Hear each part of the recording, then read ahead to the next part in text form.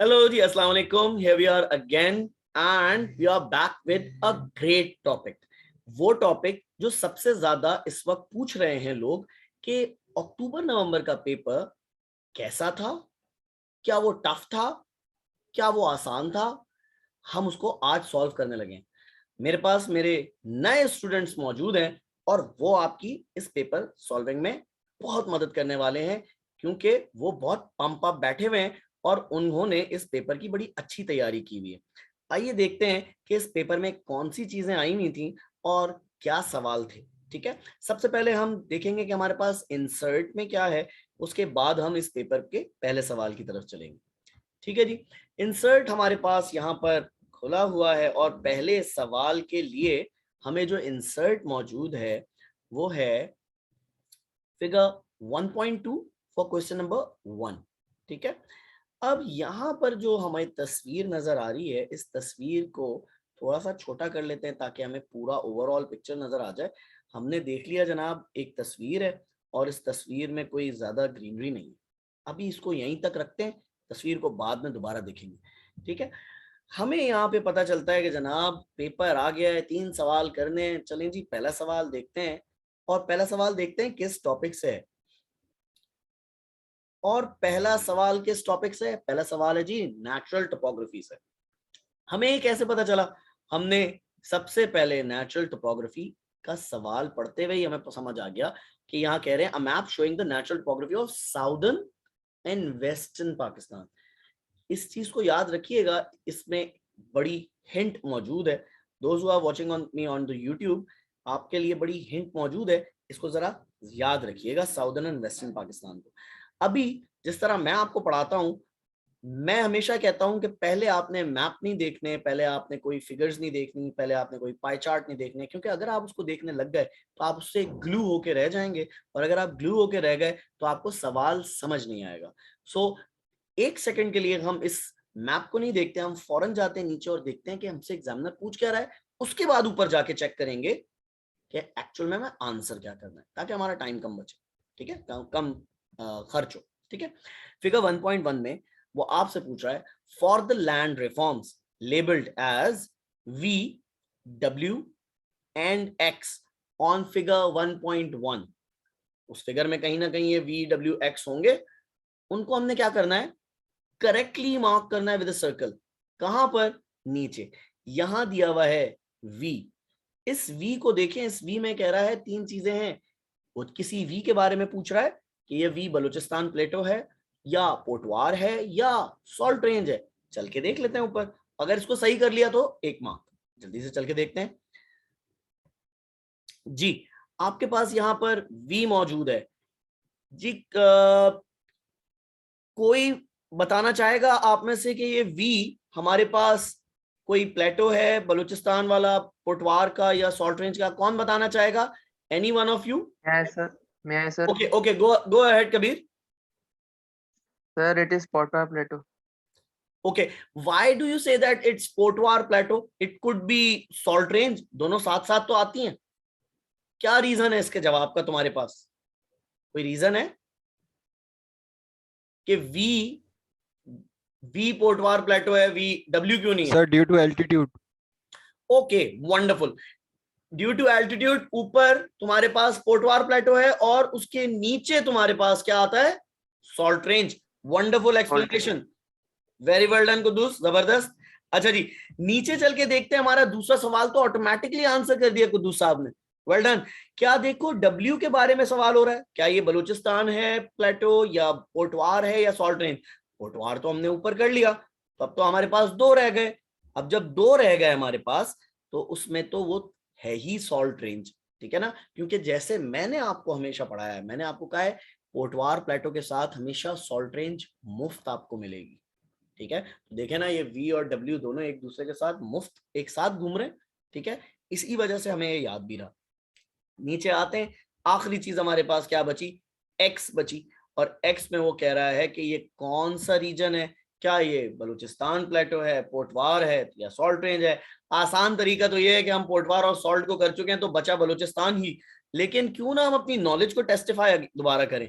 भाई ये बलूचिस्तान के सूबे में मौजूद है, तो डेफिनेटली ये बलूचिस्तान प्लेटो ही है, और हमारे पास 2 ही प्लेटोज हैं, ठीक है ना, तो बचा ही वही, ठीक है, हर लिहाज से हमारा ये सवाल करेक्ट है। तो 3 मार्क आपने यहाँ पे गेन किए, very well done.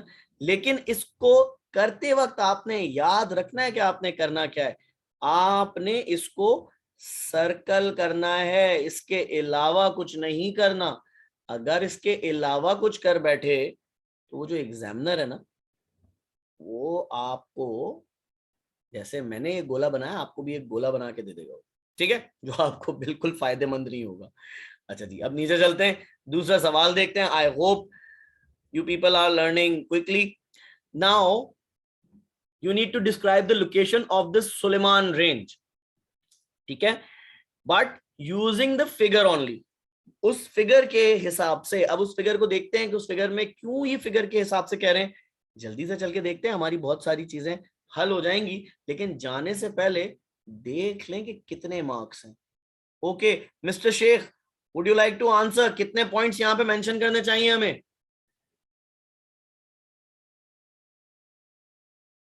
Yes, 3 points. Okay, 3 points. क्या हम उनको इलैबोरेट भी करेंगे लंबा लंबा? नहीं सर, डिस्क्राइब लिखा हुआ है। जबरदस्त, वेल डन। ये बात मैंने स्पेशली मिस्टर शेख से इसलिए पूछी ताकि मेरे YouTube के व्यूअर्स को दोबारा याद आ जाए कि डिस्क्राइब में कोई लंबी नहीं करनी होती, वो लंबा करने वाला रीजनिंग वाला सवाल तो एक्सप्लेन वाला होता है। हो सकता है वो हमारा इंतजार कर रहा हो अभी थोड़ी देर, नीचे चल के देख लेंगे। अच्छा जी, फौरन ऊपर चलते हैं और देखते हैं कि इस लोकेशन के साथ हमारे पास 3 पॉइंट्स क्या बनते हैं। ओके मिस्टर शेख, आप ही कंटिन्यू करें, अगर आपने इनिशिएटिव ले लिया है। आप मुझे बताएं आप कैसे आंसर करेंगे इसको। सर हम इसकी लोकेशन को डिस्क्राइब करेंगे ना। For example it has river Indus east of it. Okay, river Indus, it has river Zhob north of it.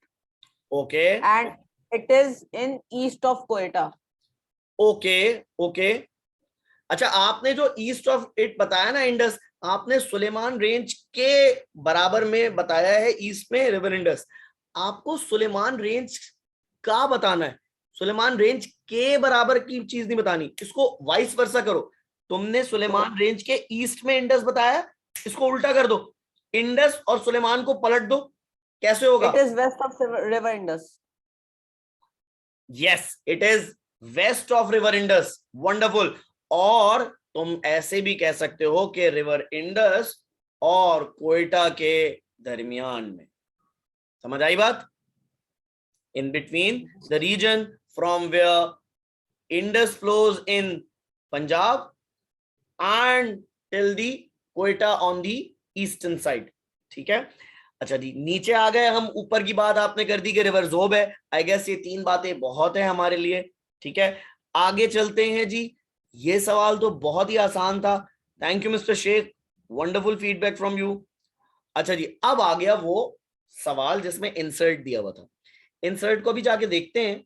जैसे कि मैंने आपको हमेशा कहा कि हम इंसर्ट, मैप, इन चीजों को बाद में देखते हैं, पहले हम सवाल को पिक कर लेंगे ताकि हमें ज्यादा अप्रोप्रिएटली पता चल जाए कि हमें आंसर क्या करना है।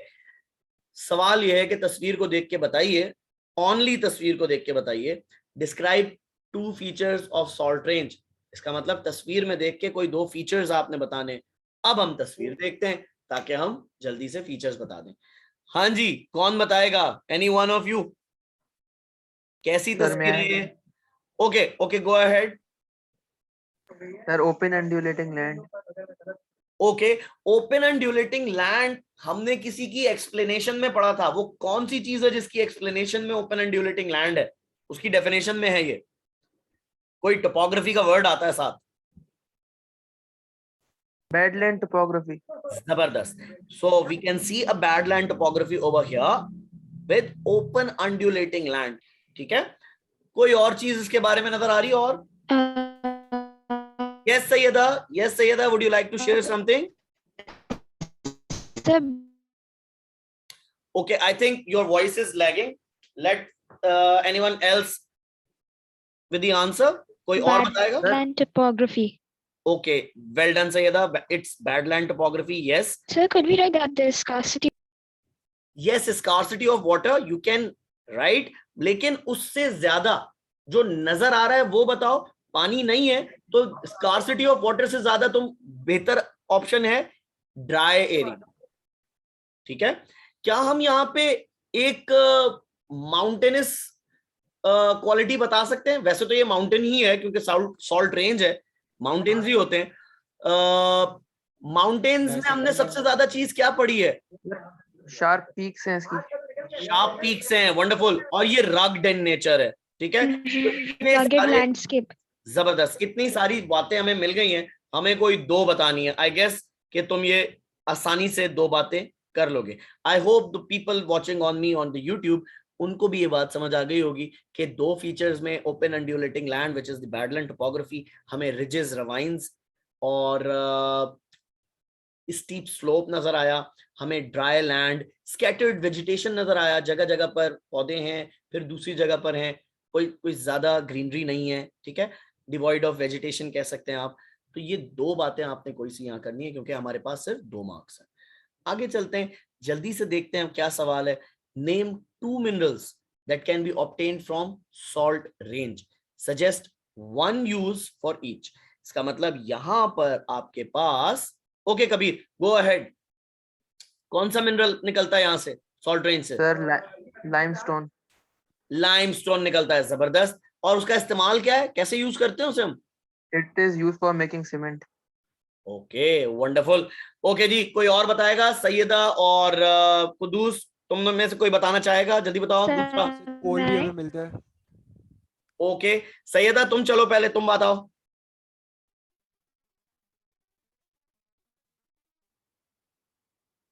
Okay, I am waiting.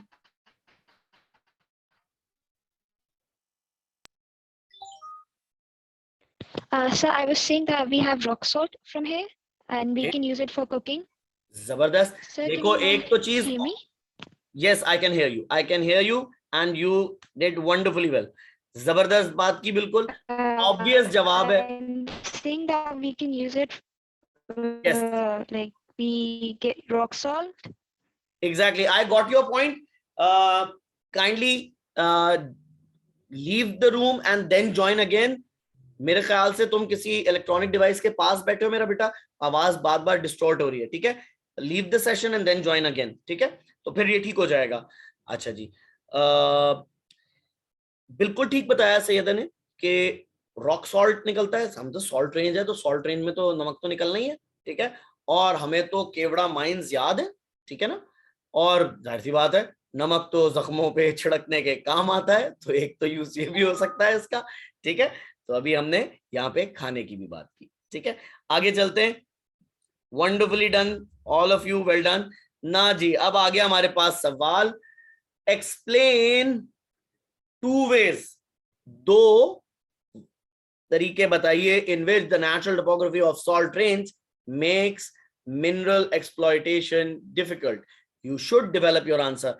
इसका मतलब तुमने एक चीज आइडेंटिफाई करनी है और उसको लंबा कर देना है, दूसरे में फिर यही करना है। इसका मतलब 1 मार्क आइडेंटिफिकेशन का, 1 मार्क उसकी रीजनिंग और एक्सप्लेनेशन का। तो ये 2 मार्क हो गए, पहले के 2 मार्क, फिर दूसरे में भी यही काम करोगे तो 2 और 2 4 मार्क। देखो नीचे 4 मार्क्स लिखे हुए। Yes Kabir, go ahead. Sir, it is mountainous area, so because of open and undulating land, it will be difficult to reach the machinery. Okay okay, बिल्कुल ठीक। यस कुद्दूस साहब, कुछ कहना चाहेंगे आप?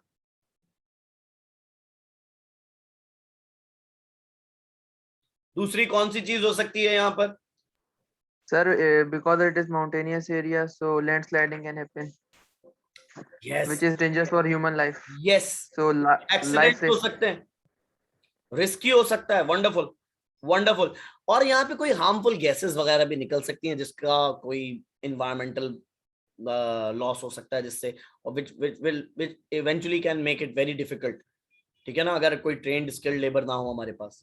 ठीक है, अच्छा जी, इन्वायरमेंटल पे चलते हैं। चलो, जो मैंने बात अभी कह दी थी वो तो इन्वायरमेंटल में ही आ गई। पहली बात, कोई हार्मफुल गैस निकल आई अगर, तो मिनरल एक्सट्रैक्शन में अगर कोई प्रॉब्लम हुई तो वो इन्वायरमेंटल प्रॉब्लम कौन सी हो सकती है? कोई गैस निकला है, हो सकता है तुमने जिस भी लैंड पे तुम मिनरल एक्सट्रैक्शन कर रहे हो वहां पौधे थे और पौधे वगैरह को तुमने खत्म कर दिया, यानी मतलब तुमने डिफॉरेस्टेशन कर दी। अब समझ आ रही है बात? और उसके अलावा डिफॉर्मेशन ऑफ लैंड भी आ सकता है। एग्जैक्टली अगर तुम वहां पे माइनिंग कर रहे हो और वो थोड़ा सा ओपन अंड्यूलेटिंग लैंड था या थोड़ा बहुत प्लेन था जहां पे एग्रीकल्चर हो सकता था और तुमने उसको बिल्कुल प्लेन कर दिया है, बिल्कुल तुमने साफ सुथरा कर दिया है और अब वहां पे एग्रीकल्चर नहीं हो सकती, तो that opportunity cost would be also there. वो भी इन्वायरमेंटल प्रॉब्लम होगा क्योंकि Sir, अब वहां पे एग्रीकल्चर नहीं हो सकता। जी all three types of pollution, air, land, yes and और डेफिनेटली, उसके अलावा loss of natural habitat. Yes definitely. देखो नेचुरल हैबिटेट का लॉस, परिंदे वरिंदे अगर वहां पे घर बनाते थे या कोई जानवर वगैरह के अगर वहां पे कोई रहने वहने का सीन था, खराब हो सकता है भाई, ठीक है बिल्कुल। और वाटर पोल्यूशन, लैंड पोल्यूशन, ये सारा Sir, wastage- could it also be that contamination of water? Yes yes that is the water pollution ना। आपने वेस्टेज निकाला और ऐसे ही छोड़ दिया तो ये लैंड पोल्यूशन हो गया। वही हवा के थ्रू जा रहा था कोई गैसेस में बदल के तो ये एयर पोल्यूशन हो गया। वही पानी में मिक्सअप होके चला गया तो ये वाटर पोल्यूशन हो गया, ठीक है ना। इन सारी चीजों को काउंटर करने की भी चीजें हमने पढ़ी है, सीखी है, ठीक है ना, लेकिन अभी उसका जिक्र नहीं है तो छोड़ दो। अच्छा जी, अब हम आ गए हैं कहां, अपने सबसे इंपॉर्टेंट सवाल पे जो कि है 6 मार्क्स का। 6 मार्क के सवाल को आप जानते हैं कि कैसे करना है और आप जो जानते हैं उसकी सबसे ही आसान तरीका उसने यहाँ पे बता दिया है, बेनिफिट्स एंड प्रॉब्लम। खुद उसने आपको बता दिया कि तुमने क्या इवैल्यूएट करना है, the benefits and the problems of further developing the mineral extraction industry in Pakistan. अब आपने यहाँ पर कुछ अच्छी बातें करनी है, कुछ बुरी बातें करनी है और कंक्लूड करना है। देखें वो आपसे एग्जाम्पल भी मांगता है, जजमेंट भी मांगता है और डिफरेंट पॉइंट ऑफ व्यूज भी होने चाहिए। तो जजमेंट का एक पॉइंट है, एग्जाम्पल का एक पॉइंट है और इन दो डिफरेंट पॉइंट ऑफ व्यूज को लेकर चलने पर 4 पॉइंट्स, ठीक है। क्योंकि 2 बातें उधर और 2 बातें उधर अगर आप करेंगे तो कम से कम 4 पॉइंट्स तो ये हैं, लेकिन आपको आखिर में जजमेंट देनी है और एग्जाम्पल के साथ देनी है। एग्जाम्पल आप पहले भी दे सकते हैं, wherever you want to give an example you can give, ठीक है। अच्छा जी, अब मुझे बताएं कि हम अगर मिनरल एक्सट्रैक्शन की इंडस्ट्री लगा रहे हैं तो हम क्या क्या कर रहे हैं या क्या सर एक तो इंडस्ट्री के जो बेसिक बेनिफिट्स होते हैं वो आ जाएंगे, जैसे कि जॉब्स वगैरह, एम्प्लॉयमेंट हमें होगी। ओके, मैं इसको आपके लिए लिख देता हूं। Those who are watching on the YouTube, they may be getting a very beneficial information. अच्छा जी, क्या आपने कहा मेरा बेटा, सबसे पहले क्या फायदा होगा, क्या मिलेगा? Jobs and employment opportunities. Jobs मिलेंगी अगर हम फर्दर डेवलप करेंगे, जॉब्स एंड एम्प्लॉयमेंट, ऐसा ही है। और सर क्योंकि ये इंडस्ट्री है तो वहाँ पे इंडस्ट्रियलाइजेशन हो जाएगी। ओके ठीक है, इंडस्ट्रियलाइजेशन भी बात सही है And आपकी। sir, yes yes Sayeda, provides goods to local market, provides okay goods to local market and foreign. Okay जबरदस्त। प्रोवाइडिंग गुड्स, जो भी चीज निकलेगी वो हम बेचेंगे टू लोकल मार्केट और लोकल नीड, और इसी चीज को हम, एक सेकंड बटन गलत दब गया, जरा मुझे वापस जाने दो। अच्छा, इसी चीज को हम क्या कर सकते हैं, एक्सपोर्ट भी कर सकते हैं, ठीक है ना। सर अब ये मैं ये प्रोवाइड नहीं गुड्स टू लोकल मार्केट के आगे लिख सकते हैं कि इंपोर्ट बिल रिड्यूस होगा। हाँ बिल्कुल बिल्कुल, यहाँ पे आप बिल्कुल कर सकते हैं इंपोर्ट बिल रिडक्शन, ठीक है ना। आपको बाहर से नहीं मंगवाना पड़ेगा कुछ। अगर आप फर्ज करें आपके यहाँ ऑयल निकल आया, अब आपको ऑयल नहीं मंगवाना पड़ेगा सऊदीया से, ठीक है ना, तो आपका इंपोर्ट बिल का मसला खत्म, ठीक है ना। अब आप एक्सपोर्ट कर सकते हैं, पहले जितना खरीदने में लगा रहे थे अब आप बेचने में कमा लें। अच्छा, ये 4 बातें हो गई। इस 4 बातों के साथ अब यहाँ रुक जाते हैं, अब यहीं रुक जाते हैं मेरा बेटा, एक सेकंड, हम यहीं रुक जाते हैं। यहां रुककर हम इसमें से किसी एक में एग्जाम्पल दे दें, जैसे हमने यहां इंपोर्ट बिल की रिडक्शन एक एग्जाम्पल हो सकती है, ठीक है। इंडस्ट्रियलाइजेशन में हम इंफ्रास्ट्रक्चर भी ऐड कर सकते हैं, ठीक है। हाँ sir, infrastructure development like metal roads वगैरह। ठीक है ना। और जब हम इंफ्रास्ट्रक्चर डेवलपमेंट कर रहे होंगे वहां एग्जाम्पल आ जाएगी रोड्स वगैरह की, ठीक है, तो हमारी एग्जाम्पल भी पूरी हो गई, ठीक है। अब मैं यहां 4 बातें कर चुका हूं, 4 बातों को मैं इस एक्सपोर्ट को मैं हटा रहा हूं, ठीक है, कुछ सोच के। चलो मैं यहां पे तुम्हारे लिए 1 2 3 करके जा रहा हूं, चौथा मैंने छोड़ दिया। अब मैंने तुम्हें कहा ऑन दी अदर हैंड, अब तुम क्या करोगे भाई, अब तुमने डिफरेंट पॉइंट ऑफ व्यू बताना है ना, तुमने 3 अच्छी बातें कर दी, अब तुम क्या करोगे, अब तुम दूसरा point of view बताओगे, Problems. अब तुम प्रॉब्लम बताओगे। Yes Syeda, go ahead. Sir, the main problem that we face is lack of capital. Okay, lack of capital. अच्छा मैं यहाँ पॉइंटर्स में लिख रहा हूं, तुम नहीं लिखा ना पॉइंटर्स में भाई, मैं तुम्हारे समझने के लिए लिख रहा हूं ताकि तुमने इस पॉइंट को लेके पूरी एक्सप्लेनेशन के साथ स्ट्रक्चर आंसर करना है, ठीक है। Yes, carry on. ये सारे काम सर करने के लिए हमारे पैसा पास चाहिए, पैसा स्किल्ड नहीं लेबर है। नहीं है, Lack of हमारे government पास attention. स्किल्ड लेबर नहीं है। Okay, lack of skilled labour and government unfavourable government policies. Attention. हाँ ठीक है, ये दोनों तीनों चीजें हमने यहाँ पे कर दी, ठीक है। ये दोनों पॉइंट अलग भी आ सकते हैं, मैंने एक साथ लिख दिए हैं ताकि आपकी इलैबोरेशन और अच्छी हो जाए। अब आप जाएंगे इन वर्ड्स का इस्तेमाल करते हुए, क्योंकि उसने तुम्हें जजमेंट देने को कहा है, तो तुम जजमेंट दोगे I think slash in my opinion, ठीक है, आई कंक्लूड, ठीक है। इस तरह के वर्ड तुम यूज कर सकते हो, समझ आ रही है बात। इस तरह की बात करके तुम कंक्लूड किस पे करोगे कि अगर हम एक्सपोर्ट कर लें तो एक्सपोर्ट से हमारे पास क्या जनरेट होगा, Revenue. GDP. और रेवेन्यू जो आएगा वो किस फॉर्म में आएगा, वो आएगा Foreign exchange. एक्सचेंज, और वो क्या लीड करेगा, वो किस चीज को बेहतर कर देगा, जीडीपी और बैलेंस GDP. ऑफ पेमेंट वगैरह। बीओपी बैलेंस ऑफ पेमेंट, ठीक है, या ओवरऑल जीडीपी। समझ आई भाई बात। Yes, sir. आई होप कि जो YouTube पे देख रहे हैं उनको भी ये सेशन उतना ही मददगार और इम्पोर्टेंट और हेल्पफुल लगा होगा जितना कि मेरे स्टूडेंट्स को यहाँ लगा। इंशाल्लाह हम दोबारा अगले सवाल के साथ अगली वीडियो में मिलेंगे। सो कीप वॉचिंग, दोस्तों को बताइए और फायदा उठाइए। अस्सलाम वालेकुम, अल्लाह हाफिज। ओके जी, साइनिंग आउट एवरीवन। जाओ खाना खाओ, ऐश करो, और जल्मी के लिए दुआ करो कि वो जीत जाए, ठीक है। 1 नंबर एक्स्ट्रा दूंगा तुम लोगों को। ऐसा हम तो सब मुल्तान के सपोर्टर है बचपन से। बेटा जब आप पैदा हुए हैं? PSL पता है सर कौन सी कराची है? सर